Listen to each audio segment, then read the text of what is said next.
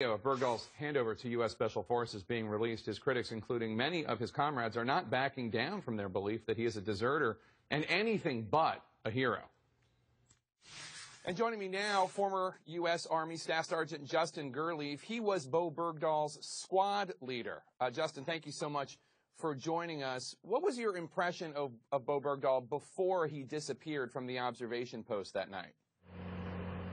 As a soldier, when he first got to us, he was a good soldier. He listened to what we needed to do, and he got done what he was to do. He was willing to train and always asked a lot of questions on what needed to happen.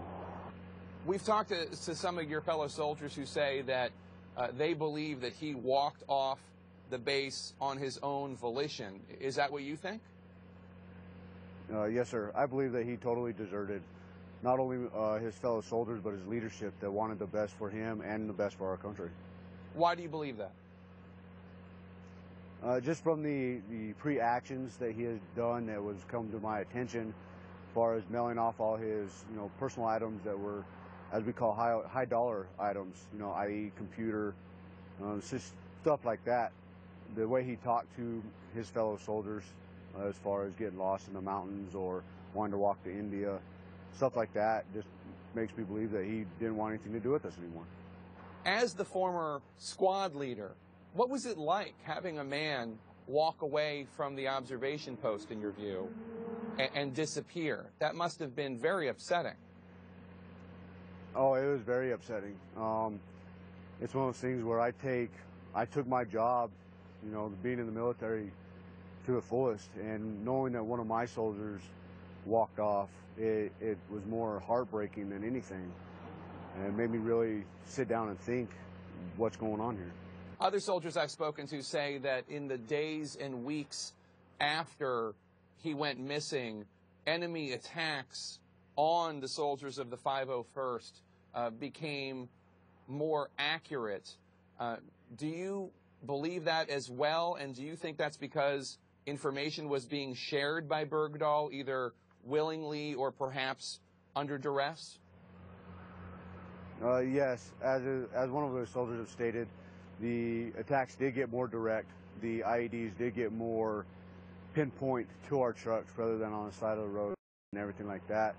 I can't say for sure that the leakage was from Bergdahl, but it's kind of that suspicion that it did happen. Everything that we taught him, I mean, it was coming to as far as direct attacks and indirect attacks.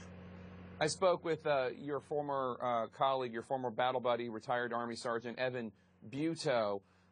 He said that in the day or so following Bergdahl's disappearance, you intercepted communications that an American was in a nearby town looking for someone who speaks English so he could communicate with the Taliban. Do you know anything about that?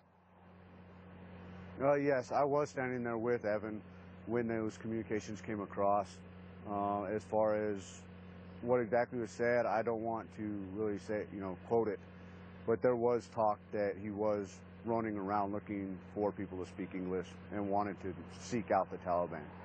And there's no doubt in your mind that it was Bergdahl that the intercepted chatter was referring to? Yeah, I mean, there was any other American out there running around or doing what activity, that was reported to us, except for him on that day.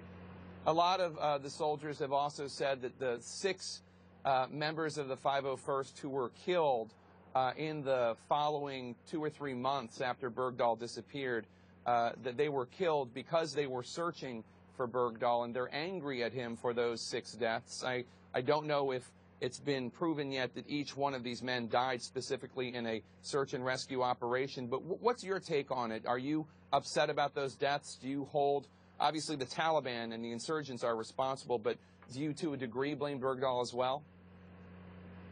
I can't really say I blame Bergdahl to the fullest extent, but if he wouldn't have us, these soldiers very well could have been in a different place at a different time rather than the place that the time took of their death. Do you think that Bergdahl should have been rescued, that the U.S. should have gone to the lengths that they went?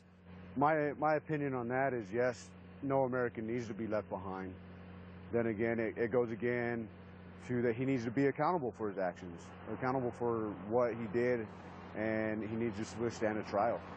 A lot of soldiers with whom I've spoken were very upset because they thought he was getting something like a hero's welcome without the full story being told. How did you feel?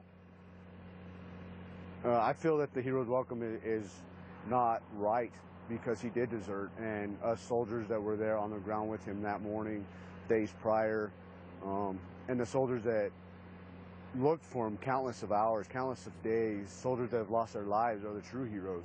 The National Security Advisor said that Bergdahl served with honor and distinction. Did he? No. At this point, I don't think so at all because, like I said, he deserted his fellow soldiers. I've heard from a number of soldiers that commanders asked soldiers to sign non-disclosure agreements to not discuss Bergdahl's disappearance, to not discuss the search for him. Is that true? At the beginning, yes. Whenever everything happened, and while you're in the military, yes. But now a lot of you are talking. Is that because he is finally out of enemy hands and you feel that the truth should come out? What's the motivating force? For me, is just, I mean, he's a deserter. America needs to know he is back and he needs to be accountable for his actions. Former U.S. Army Staff Sergeant Justin Gurley, thank